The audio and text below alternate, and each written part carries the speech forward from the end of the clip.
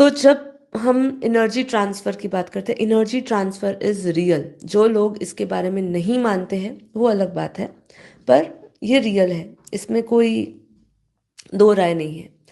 आपके आपके ऑरा से दूसरे के ऑरा में एनर्जी ट्रांसफ़र होती है।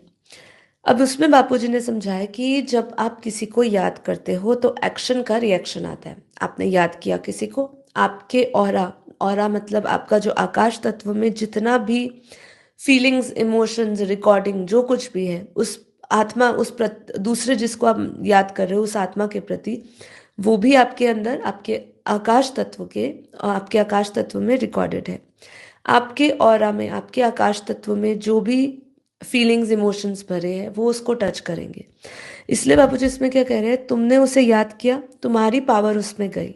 तुम्हारी पावर उसमें गई तो उसका जो कचरा है, मतलब अगर वो आत्मा विकारी है, क्योंकि बापूजी ने उस वीडियो में ये भी बोला कि ये तो जो राग, द्वेष, ईर्ष्या, ये सब छोड़ने की जो बात आ रही है तो छोटे छोटा विकार है, लेकिन इसको छोड़ना बहुत महत्वपूर्ण है।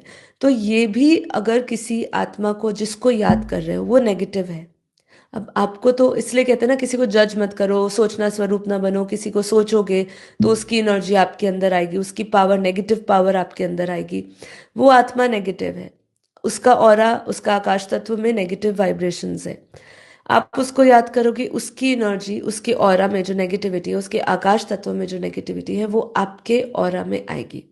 आपकी पावर उसको मिलेगी। मतलब आपने अगर योग किया और योग में आप अच्छे संकल्पों से भर गए, आपने, आपके अंदर पावर भी आपको महसूस होती है। लेकिन जब भी हम किसी ऐसी आत्मा को याद करते हैं जो विकार युक्त होती है, अब देखिए कभी किसी को याद करके आपको गुस्सा आ जाता है। अब ये गुस्सा आपका इनबिल्ट नहीं था, आपने किसी को याद किया, उसके वाइब्रेशंस ही ऐसे हैं, उसको याद करते ही आपके अंदर वो एनर्जी ट्रांसफर हुई।